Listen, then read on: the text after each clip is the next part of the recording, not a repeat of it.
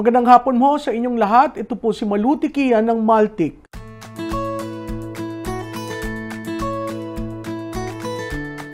Pag-uusapan po natin ang topic na ano ba ang cost of living, no? Marami po nagsasabi niya, nako, napakamahal na ng bilihin. Pero nagkaroon po tayo ng bagong ulat. Bumaba po ang inflation rate sa 2.8% noong ito pong January 2024. Ano pong ibig sabihin nun? Di ba po pag bumaba ang inflation rate, maapektuhan ng presyo?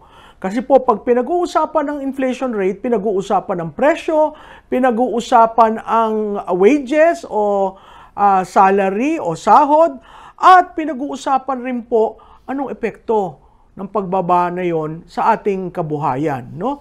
Ang cost of living po, pag sinabing cost of living, paano ba tayo namumuhay sa ating sweldo, no? Sa ating natatanggap na pondo para sa ating pamilya. Alam po nyo, ang cost of living, kasama na po dyan ang pag-maintain ng certain living standard. Hindi po yung nakaka-arimahanan, pero yung tamang-tama lang po para tayo ay mamuhay. Ito rin po ang tinatawag na cost of living index, no?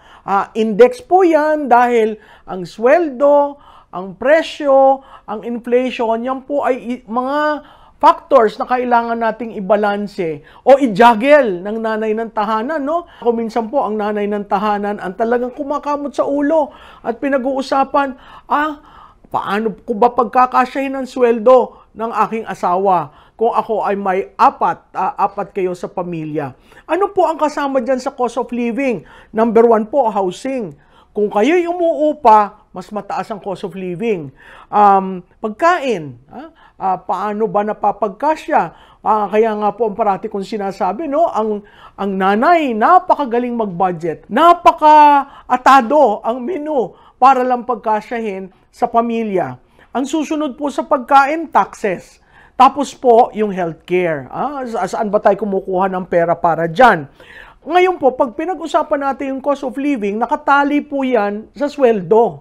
Ano po ba ang minimum wage dito sa NCR? Ang NCR po ang pinakamataas. At kung titingnan nyo, hindi ho gobyerno ang nagseset ng minimum wage. May tinatawag pong wage board. At sa bawat region, meron pong wage board. At tinitingnan, ano ba ang nag-i-impact dito sa mga sweldo ng mga trabahador, no? Although ang ating minimum wage sa NCR ay 660 a day, ang effective real wage is 505.23. Ay bakit po ganun? Kasi po doon papasok naman yung purchase power ng peso. Ang piso po, ano ba po ang value ng piso ngayon? Ay 0.86 na lamang po. So hindi 1:1. Pag bibili ka ng isang produkto, ang piso mo hindi nabibili ang equivalent product na piso. Nabibili yon ang worth 0.86. Yun po ang ibig sabihin ng purchase power. So kung ating susumahin, bumaba ang ating inflation, 2.8, lahat po tayo nag-aabang, bababa ang presyo. Hindi po kaagad kasi po merong mga factors na nakatungtong doon sa pagbaba ng inflation or yung consumer price index. Ano po yung consumer price index? Ano yung nabibili na basket of goods para ka tayo mabuhay, no? So titingnan po natin ang cost of living ng isang pamilyang Pilipino composed of 4 sa pamilya na walang rent, hindi tayo umuupa, ay umaabot po ng 108,071 a month. Ay, hindi pala po tayo nakita ng ganon, no? Ay kung hindi po kayo nakita ng ganon, ay talagang kailangan magdalwa tayong trabaho, magsipag, magtatlo, o magtipid. Ang isa pa pong titingnan natin, kung kayo'y isang tao lamang at kayo nagre-rent, ang monthly cost ay umaabot na po ng 31,232. O, kaya po ba ninyo yan? Kung ang 660 times 28, yung ba po kaya tuntunan ang ating paggastos kung kayo'y nag-iisa lamang, no? Ang rent alone, ang rent alone dito po sa NCR ay 56,000 a month. Yung po ay 2-bedroom apartment lamang. So talagang napakahirap pagsunod-sunodin. Ngayon, sa isang banda, pinag-alaharan rin po saan ba ginagastos ang kinikita ni Juan de la Cruz? Abay, 95% po yan ay sa pagkain. No? Pero, 50% ng Pilipino kumakain ng kaunti. Ay, tingnan nyo, parang ironical, no? 95% ang kinikita ko sa pagkain ko ginagastos, pero 50% ng mga Pilipino kumakain ng kakaunti. So, nagkakaroon ng impact sa nutrition, nagkakaroon ng impact sa health. So, nakita nyo, nagkasangay-sangay. Simple lamang po ang topic natin, cost of living, no? Napakahirap pong yaan para kay nanay, kay tatay, o sa single na Pilipino.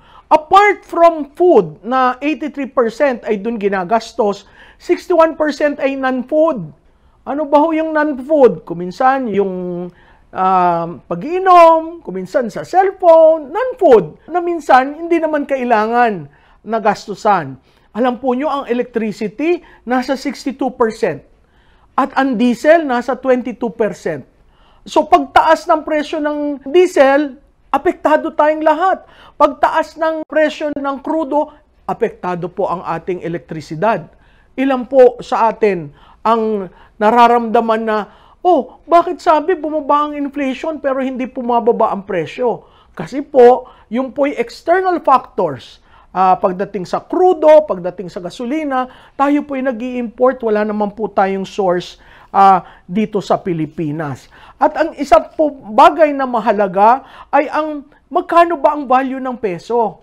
Alam po nyo, pag yan tayo nakapeg sa US dollars, pagtaas, pag sumipa ang inflation, usually po, ang peso value bumababa. Magkano na po ngayon ang halaga ang value ng peso to a dollar? Yan po ngayon ay nasa 58 to a dollar na. Abay, noon po January 1, 2018, yan lamang po ay 48.65 to a dollar. So, from 2018 to 2024, tumaas na po yan ng 8.43 pesos to a dollar.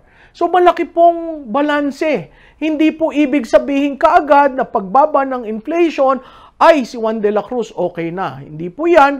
Ang ibig lamang pong sabihin ay matutong mag-budget, matutong magplano, matutong magsakripisyo muna dahil hindi po kaagad pagbaba ng inflation ay mabibili na po natin ang gusto natin. Tandaan po ninyo, magkano ang bigas? Sa inyo po, magkano ang bigas? Ay dun sa huli ko na tingnan, 70 pesos to a kilo. No? Pag ganun po, ay yun po, di ba? Primary commodity ng Pilipino ay ang bigas.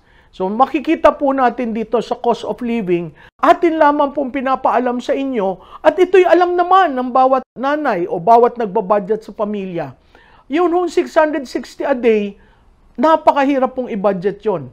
O 660 times sabihin na nating 30, aabot po yun ng mga magkano? 18,000? So yung 18,000 po napakahirap. Kailangan kumita pa tayo. Kaya ano po ang moral of the story? Pagkatapos po ng COVID, maraming challenges. Kailangan natin ang ekonomiya natin ay maiahon. No? Kailangan natin si Juan de la Cruz kasama sa pag-angat.